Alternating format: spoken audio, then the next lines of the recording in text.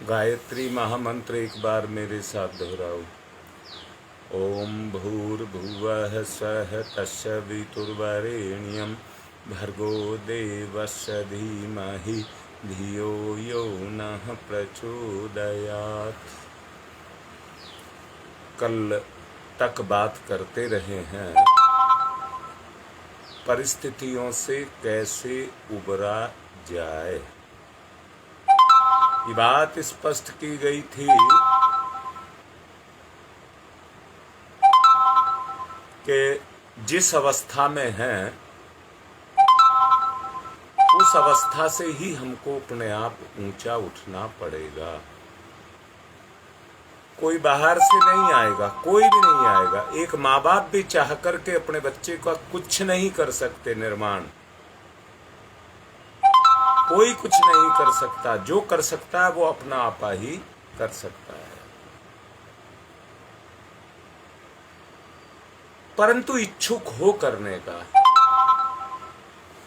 ऐसा कहते हैं कि आदमी के पास जानकारी ना हो और किसी गंतव्य पर पहुंचना चाहता है तो रास्ते में जानकारी देने वाले बहुत मिलते हैं जो रास्ता बताते हैं।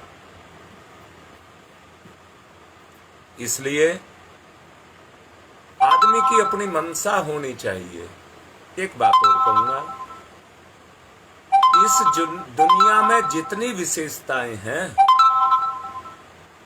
उतनी उपाधि भी है।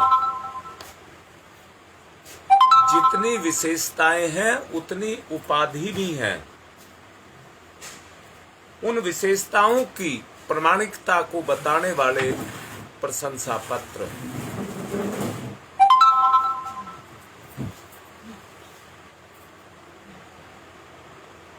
चित्रकारी, स्वर्णकारी, जोहारी, बढ़ईगिरी, ये कलाएं हैं। इसी प्रकार जिंदगी को जीना भी एक कला है। जिसे चित्रकला आती है, देखिए उसके लिए साधन की जरूरत है। पेंसिल भी चाहिए, रबड़ भी चाहिए, बुरुश भी चाहिए, रंग भी चाहिए।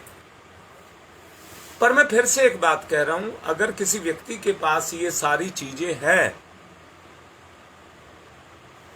पर उसे चित्रकारी नहीं आती तो इनका होना पर्याप्त नहीं है। इनका होना पर्याप्त नहीं है। अगर व्यक्ति के पास कला है, मैंने कहा रास्ते से निकलता है, मंजिल की तरफ बढ़ता है, तो सहायता करने वाले बहुत मिलते हैं। इसी तरह से किसी व्यक्ति के अंदर अगर गुणवत्ता है तो उसकी प्रशंसा करने वाले, उसकी सहायता करने वाले और उसे आगे बढ़ाने वाले बहुत मिल जाते हैं।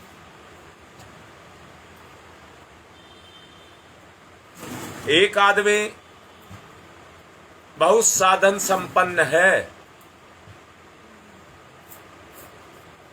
इसका मतलब ये नहीं है वो कला से ओतप्रोत है। परंतु साधन संपन्न होने का मतलब ये नहीं है कि उसको कला आती ही नहीं है।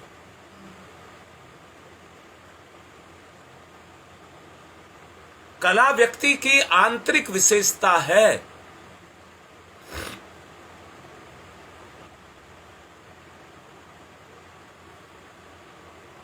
इसे मैं ईश्वरीय देन इसलिए कह सकता हूं कि पूर्व जन्म के जो अभ्यास हैं उनके द्वारा ये जो कला है वो आपकी चेतना में क्रियाशील रहती हुई चली आ रही है। साधन संपन्न होना एक बात है, परंतु कलाओं से परिपूर्ण होना दूसरी बात है। एक आदमी बहुत अच्छी ऊंचे दर्जे की संपत्ति और सुविधाओं के होते हुए भी अपने जीवन को असफल बना लेता है, स्वयं असंतोष और पश्चाताप की आग में जलता रहता है और दूसरों की नजर में मूर्ख, तिरस्कृत, हल्का बना रहता है। किसके कारण? साधन संपन्न तो बहुत है, साधन संपन्न तो बहुत है, परंतु कला की विशेषता ना होने के कारण वो साधन संपन्नता उसको सुख नहीं दे पाती। जबकि एक व्यक्ति गरीब है और उसके पास कला है, तो कला से वो जिसके भी संपर्क में आता है उसकी दृष्टि में ऊंचा उठ जाता है। कला, व्यक्ति का सम्मान कर्म से है। आज कलयुग का दौर है जिसके कारण पैसे को भी सम्मान मिलता है और पैसा सुख भी देता है।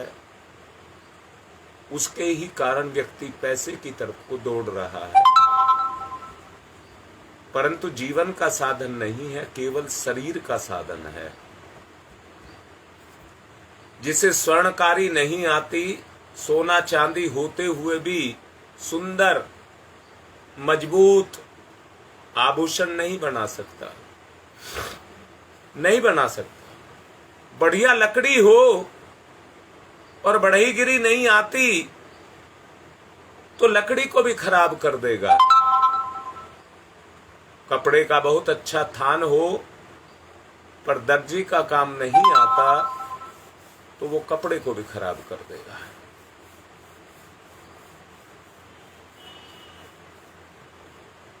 जिसे कलाएं आती हैं वो घटिया सामान से भी बढ़िया चीजें बना देते हैं।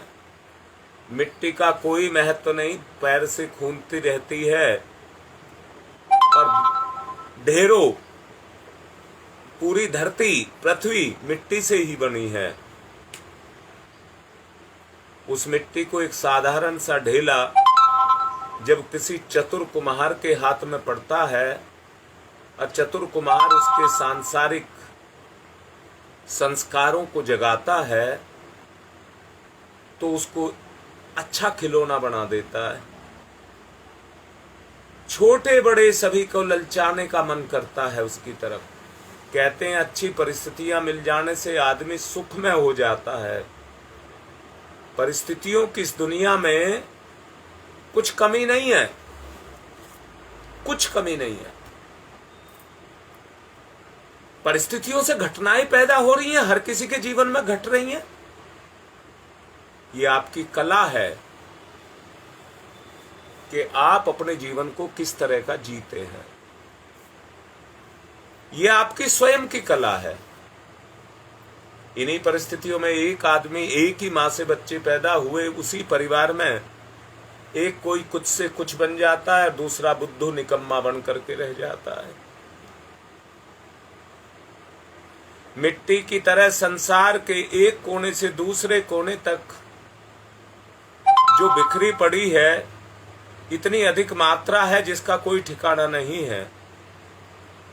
ईश्वर बहुत उदार है।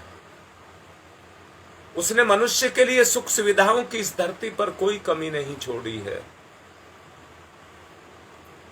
जरूरत इस बात की है कि उन साधनों का प्रयोग कौन कितना करता है। एक बात और कहता हूं,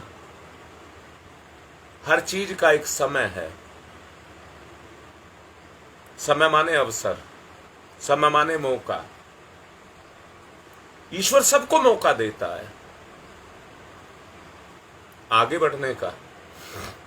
जो पहचानते हैं, मैं दोबारा से कह रहा हूं, जिसमें उस परमपिता परमात्मा की इच्छा है और उसी काम को आप कर रहे हैं, क्या सफलता संदिग्ध रहेगी?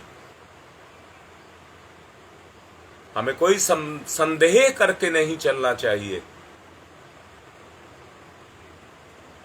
अगर आप समय को पहचान रहे हैं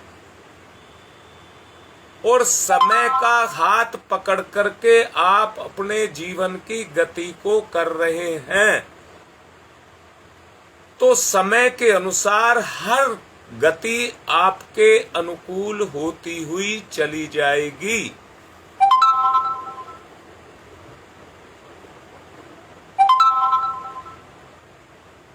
इसलिए व्यक्ति को समय को पहचानना चाहिए।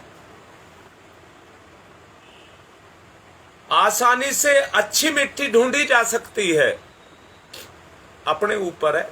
मिट्टी तो जगह जगह बिखरी पड़ी है, उसे घर भी लाया जा सकता है और बढ़िया खिलौने भी बनाए जा सकते हैं। परंतु जिसे ये सब नहीं आता, उसे मिट्टी ढूंढने से लेकर के खिलौना बनाने तक के सारे कार्य दुसाध्य दिखाई देंगे, बहुत भारी दिखाई देंगे, असंभव दिखाई देंगे। जीवन को सुंदर खिलौने के रूप में ढालने के लिए कुम्हार की तरह से कला को अपने में जागृत करना पड़ेगा। कल एक बच्ची को मैं समझा रहा था, सीए का पेपर दे रही है, हाथों उत्साहित है, कह रही है मेरी तैयारी नहीं है, 2 पेपर ड्रॉप करूंगी, 2 पेपर दूंगी। मैं फिर से कह रहा हूं, इस तरह से कोई काम हो नहीं सकता जब तक आपका पकड़ परिस्थिति पर नहीं होगी। आदमी इधर पढ़ता है, उधर भूल जाता है, परंतु जब पकड़ मजबूत होने लग जाती है, कॉन्फिडेंस जिसको कहते हैं, आदमी का जगता है, पकड़ जगती है, तो वह परिस्थितियों को सीधा कर लेता है। ईश्वर प्रदत्त ये विशेषताएं हर किसी के पास हैं।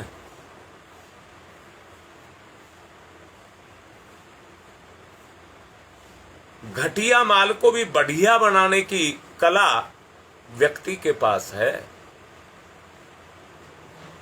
घरों में फटे पुरानों से काट पीट करके महिलाएं नए जैसे सुंदर कपड़े बना देती हैं। पुरानी बेकार चीजों को काट करके गुलदस्ते बना देती हैं, सजावट के सामान बना देती हैं। कला है। परंतु जिनकी पकड़ मजबूत नहीं होती है, वो समय का इंतजार करते रहते हैं, मौकों को नहीं पहचानते हैं, बस एक रोना रोते रहते हैं, मेरे पास होता तो मैं ये कर देता। अरे करने की कला तो है तुम में, तो सब किसका इंतजार कर रहे हो? किसी का इंतजार करने से आपको फायदा नहीं होगा। आपको अगर फायदा होगा, जो आप अंदर से कह रहे मैं कर सकता हूं, तो करिए। आप साधन की बात क्यों करते हैं?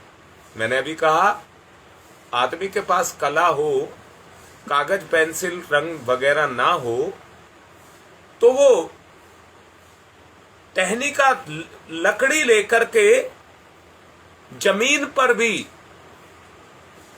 अपनी कला को उतार सकता है। देखा नहीं है? महिलाएं फर्श पर रंगोली बनाती रहती हैं और कैसी सुंदर सजा देती हैं। सबकी अपनी अपनी कला है।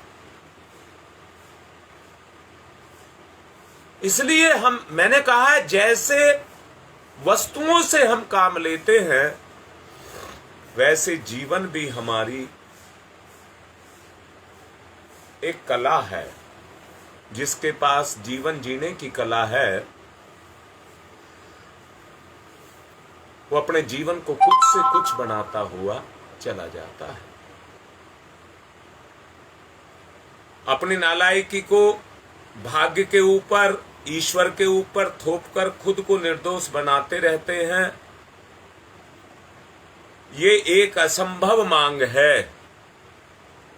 यदि मुझे अमुक परिस्थिति मिलती तो मैं ये करता, जैसी परिस्थितियों की कल्पना की जा रही है वैसी मिल भी जाए तो अपनी अपूर्णता उसमें अपनी बुराइयों को भर देगी और पूर्ण नहीं हो पाओगे। अच्छी स्थिति का अभाव प्रतीत होता है। जिन लोगों के पास धन, विद्या, मित्र, पद आदि पर्याप्त मात्रा में हैं, हम देखते हैं कि उनमें से अनेकों का जीवन बहुत अस्त व्यस्त, असंतोषजनक स्थिति में बना रहता है। आप लोगों ने देखा भी होगा, सोसाइटी ही बच्चे को बनाती है और सोसाइटी ही बच्चे को बिगाड़ती है। बिगड़ने वाले बच्चे को वो सोसाइटी अच्छी लगती है, जबकि दूसरे उन बच्चों को बुरा बताते हैं। यदि धन आदि व्यक्ति के जीवन में आनंद का कारण होता, आपकी वृद्धि में अगर वो सहायक होता, तो जिनके पास धन है वो तो कितने ऊंचे उठ गए होते। परंतु ऐसा नहीं है, ऐसा नहीं है। ये एक जंजाल है, मोह माया का ये एक जंजाल है जिसमें व्यक्ति फंसा हुआ है। हमें इससे बाहर निकलना पड़ेगा। जब तक हम अपने आपे से अलग नहीं हटेंगे, मैं शरीर, मैं शरीर, मैं शरीर, आप अपने को शरीर मान रहे हैं, आप अपने से अलग हटिए और अलग हट करके अपने शरीर को देखिए ये क्या है, तो आपको इसकी वास्तविकता का पता लगेगा ये क्या है, किस लिए मुझे मिला है। आप अपने मन से अलग हटिए तो आपको मन का पता लगेगा।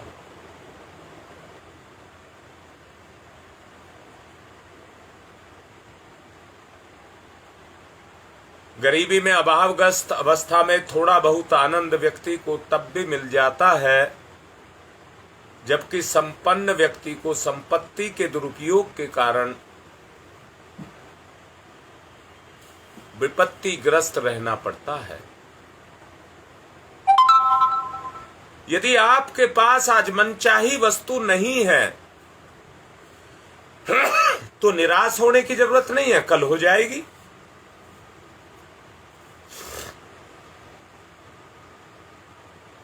टूटी फूटी चीजें भी आपके पास हैं,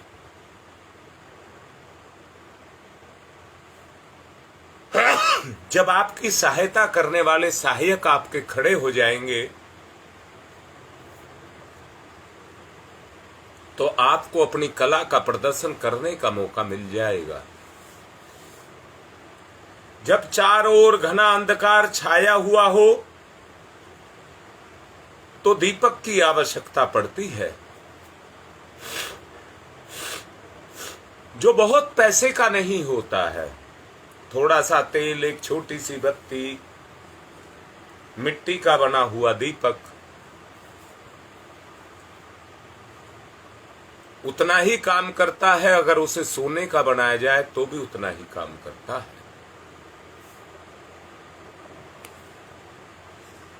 वो पूरा चमकता है और अपने प्रकाश में लोगों के रुके हुए कामों को चालू करा देता है। जबकि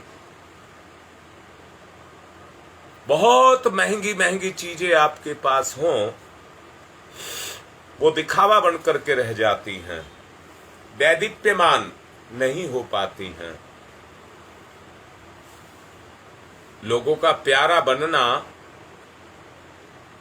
प्रशंसित होना, अपने अस्तित्व को धन्य बनाना क्या दीपक की तरह से कम है? आदमी को आदत पड़ गई है रोना रोने की। अरे दीपक जलाएंगे, तेल जलेगा, खत्म हो जाएगा, इसके लिए मणों तेल पहले स्टॉक में रखना पड़ेगा, तब हम दीपक को जलाएंगे, गलत बात है। आपके पास जो है उतने से काम को शुरू कर दें, बाकी आ जाएगा।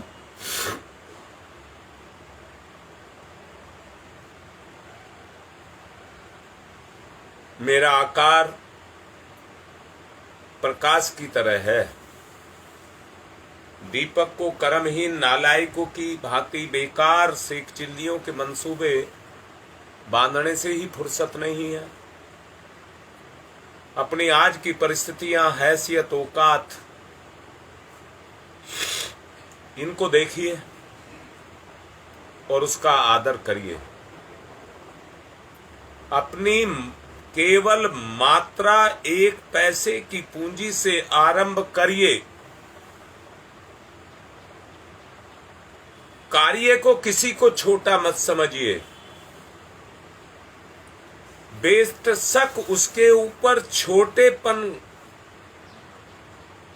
में भी सफलता का अंश घुला हुआ है। जितना सूर्य और चंद्र के चमकने में सफलता मिलती है, यदि आंतरिक संतोष, धर्म, परोपकार की दृष्टि से तुलना की जाए तो अपनी अपनी मर्यादा के अनुसार दोनों ही सफलताएं, दोनों का ही महत्व समान है और दोनों सफलताएं एक सी हैं।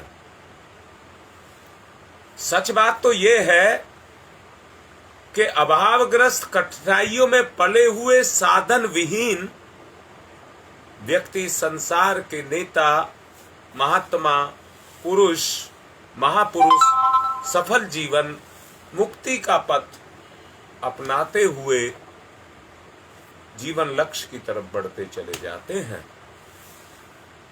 कारण ये है कि विपरीत परिस्थितियों से टकराने के कारण उनकी अंतः प्रतिभा जागृत होती हुई चली जाती है।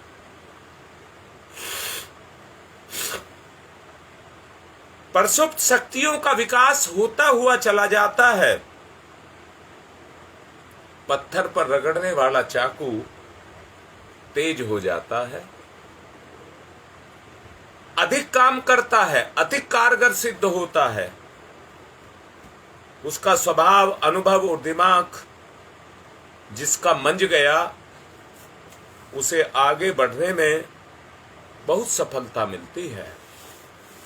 इसके विपरीत जो लोग अमीर, साधन संपन्न घरों में पैदा होते हैं, उन्हें जीवन की आवश्यक सामग्रियां तत्काल प्राप्त होती हुई चली जाती हैं।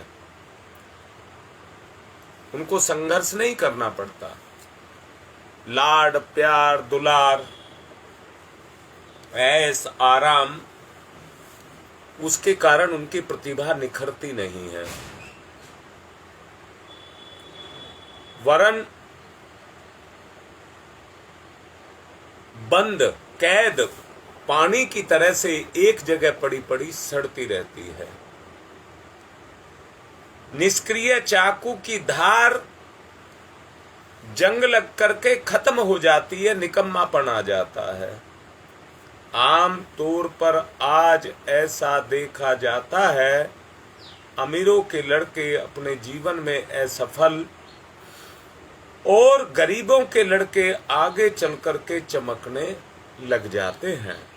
पुराने जमाने के राजा रईस लोग अपने लड़कों को ऋषियों के आश्रम में इसलिए ही भेज देते थे कि वहां पर जाकर वो अभावग्रस्त जीवन व्यतीत करें और अपनी प्रतिभा का तेजी से विकास करें। हमारा जो उद्देश्य है वो ये कहने का नहीं है कि अमीरी बुरी चीज है, इसको घर से निकाल देना चाहिए ना, ये बात नहीं है। अमीरी में, मैंने कहा था, अमीरी में पैदा हुआ बच्चा यदि संस्कारवान है तो अमीरी उसके जीवन में रुकावट का कारण नहीं बनेगी। जहां साधन है वहां तो जिंदगी की उन्नति और ज्यादा होनी चाहिए। बढ़ई के पास बढ़िया लकड़ी और अच्छे औजारों के लिए, बहुत सुंदर फर्नीचर तैयार करने के लिए निश्चित रूप से पैसे की आवश्यकता पड़ती है। परंतु हमारा केवल कहने का तात्पर्य यह है, गंदगी जीने की कला आती हो तो अभाव, कठिनाई या विपरीत परिस्थितियां कोई बाधा पैदा नहीं कर सकती। प्रतिभा को चमकाने का गुण है, अमीरी में साधनों की बाहुल्यता है। लाड प्यार और ऐश और आराम जो हमारी प्रतिभा को कुंद करने के कारण बनते हैं, वो उसमें है। गुण और दोष युक्त है ये जीवन, किंतु जो जीवन जीना जानता है, वो चाहे गरीब हो या अमीर, अपनी परिस्थितियों में हो या कठिनाइयों में पड़ा हुआ हो, कुछ भी क्यों ना हो, हर एक स्थिति में अनुकूलता पैदा कर सकता है। हर अवस्था में उन्नति, सफलता और आनंद को प्राप्त कर सकता है। गरीब व्यक्ति को 10 रुपए मिल जाए इतना खुश हो जाएगा, अमीर व्यक्ति को हजारों मिल जाए तो उसकी भी उपेक्षा करेगा, क्योंकि उसके पास कमी नहीं है। जिसके पास कमी है, अगर उसे थोड़ा सा भी मिलता है तो उसको अपार सुख मिलता है। आनंद में जीवन बिताना है। मैंने ब्रह्म तत्व बताया किसको कहते हैं। आनंद तत्व का नाम ही ब्रह्म तत्व है। आनंद में जीवन बिताने के लिए धन, विद्या, अच्छा सहयोग, स्वास्थ्य, इनकी आवश्यकता है। परंतु ऐसा नहीं समझ लेना चाहिए इन वस्तुओं के होने से जीवन आनंद में बन जाएगा। एक अच्छी पुस्तक लिखने के लिए कागज, कलम, दवात की आवश्यकता पड़ती है, परंतु इन चीजों के इकट्ठे हो जाने पर पुस्तक तैयार नहीं होती। बुद्धिमान लेखक उत्तम पुस्तक का निर्माण कर सकता है। दवात, कलम, कागज तो एक गौण और एक वस्तु है। जिसे पुस्तक लिखने की योग्यता है, उसका काम कभी रुकेगा नहीं। वो बराबर अपने काम को करता चला जाएगा। इन वस्तुओं को वो बहुत आसानी से इकट्ठा कर लेगा। आज तक एक भी घटना ऐसी नहीं सुनी होगी कि अमुक लेखक इसलिए रचनाएं ना कर सका कि उसके पास कलम, दवात नहीं थी।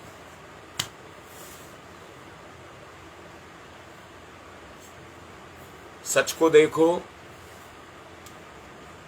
अगर कोई लेखक ये कहे क्या करूं साहब, मेरे पास कलम नहीं है, अगर मेरे पास कलम होती तो बढ़िया ग्रंथ लिख देता। मैंने कहा रास्ते में चलेंगे तो भरोसा रखिए देने वाले आपको मिलेंगे। जब कोई आपकी बात को सुनेगा और आप पर विश्वास करेगा तो अपना कलम भी निकाल करके आपको दे देगा। फिर बताइए कौन सी चीज दुष्प्राप्त है। जो आप चाह सकते हैं वो ही मिलेगा आपको।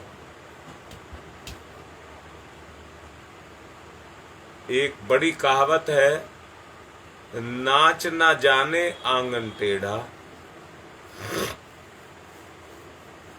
जिसे नाचना नहीं आता वो अपनी योग्यता को दूसरे के ऊपर ढाता है, छिपाता है।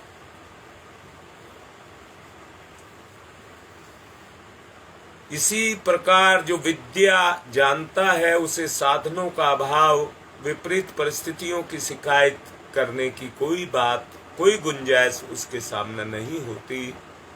साधनों की आवश्यकता बेशक है, परंतु इतनी नहीं कि उसके बिना प्रगति ना हो सके, वो आपके किसी काम को रोक सके, इतनी नहीं है। मैंने कल आपसे कहा था, चतुर पुरुष जब जहर से दवाई बना सकता है,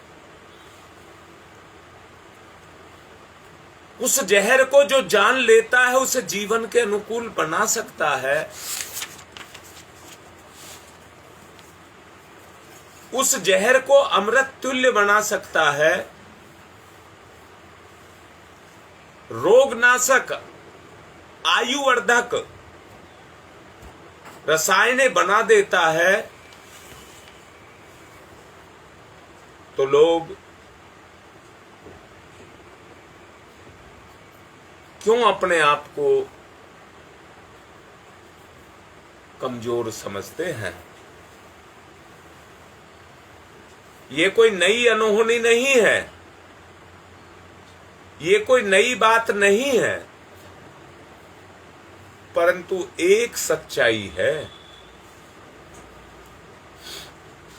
जो सृष्टि के आदि से लेकर अब तक उन्नतिशील व्यक्ति हुए हैं, पग पग पर आजमाई गई अपनी कलाओं के द्वारा 16 आने खरे उतरे हैं। दुनिया सदा से ऐसी नहीं थी, ऐसी नहीं थी, बदलती गई है।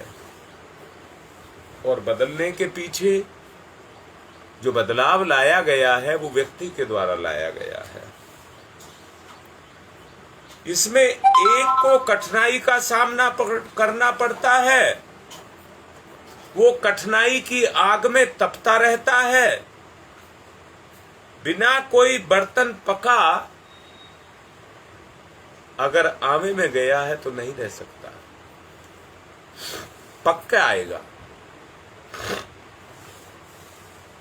राम, कृष्ण, अर्जुन, युधिष्ठिर, समर्थवान को भी कठिनाइयों से सामना करना ही पड़ा, बच नहीं सके। संसार की गति को देख ली। अगर ये राम, कृष्ण, युधिष्ठिर ये सब इन कठिनाइयों को नहीं सहते तो पता नहीं ये किस अवस्था में पड़े हुए होते। जो लोग तुम्हें धनी अभिमानी दिखाई देते हैं, अक्षय सुख शांति जिनको जन्म सिद्ध अधिकार के रूप में मिली है, गंभीरता पूर्वक अध्ययन करने पर यह पता लगता है कि मामूली आदमी जितना संघर्ष करता है उन्हें उससे भी अधिक अपने जीवन के निर्माण के लिए करना पड़ता है।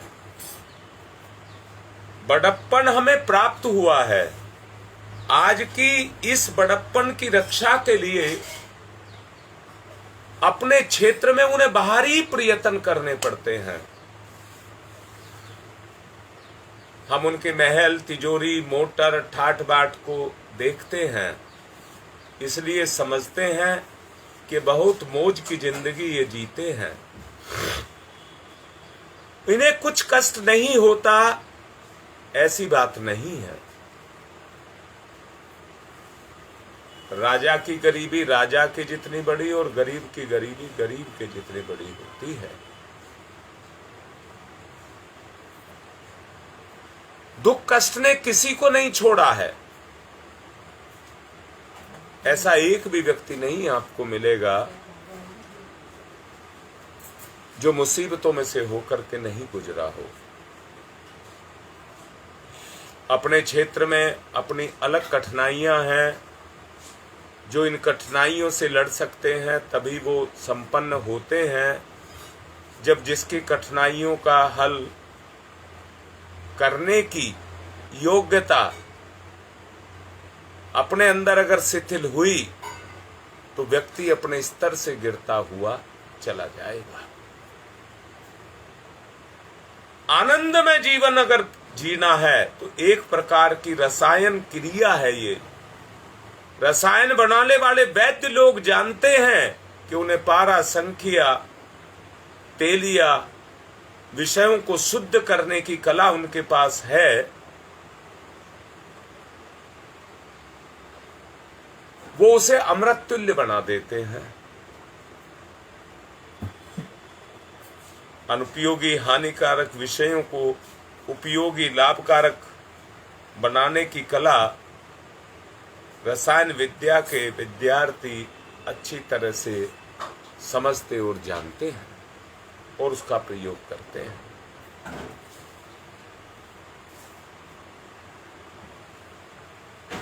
इसी प्रकार विपरीत परिस्थितियों में, अभाव की दशा में बुरे स्वभाव के लोग बीच में रहते हुए भी कला द्वारा जीवन को आनंदमय, उन्नत, संतोषप्रद बनाना होगा।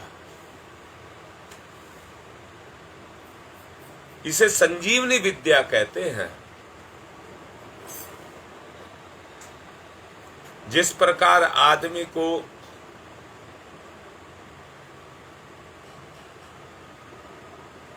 अपने जीवन में कुछ कुछ काम करने पड़ते हैं, समय की आवश्यकता को देखते हुए, कोई व्यक्ति किसी के यहाँ मुनीमगिरी करता है तो उसका हिसाब किताब करके उसको शांति नहीं मिलती है।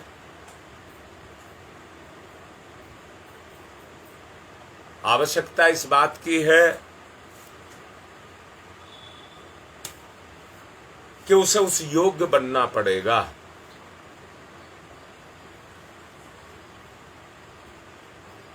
जो चिकित्सक बनना चाहता है उसे निदान और औषधि का ज्ञान करना पड़ेगा। निदान की कला भी आनी चाहिए। कौन सी औषधि कितनी मात्रा में उसको दी जाए इसका ज्ञान भी उसको होना चाहिए।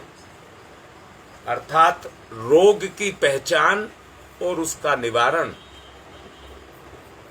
दोनों कलाएं आपके अंदर होनी चाहिए। अपने विवेक बल से अथवा दूसरों की सहायता से जो संजीवनी विद्या आप सीख चुके हैं, वो उतने अंशों में आप उसको अपने जीवन में उतारिए और सफल बनाइए। अयोग्यों को भी भाग्य में कभी कभी सुविधाएं मिलती रहती हैं, परंतु वो इतनी कम मात्रा में होती हैं कि वो अपवाद ही कही जाती हैं। स्थिर सिद्धांत यही है सफल जीने का, सफलतापूर्वक जीने का, कि हम जीने की कला को संजीवनी विद्या के रूप में जिएं, सीखें, उतारें। इसी से हमारा काम बनेगा। आज की बात को समय होने के कारण यहीं पर संपन्न कर रहा हूं। कल इससे आगे आपको समझाएंगे, परंतु परिस्थितियों से ऊंचा उठने की हिम्मत आनी चाहिए। ओम शांति ही शांति ही शांति।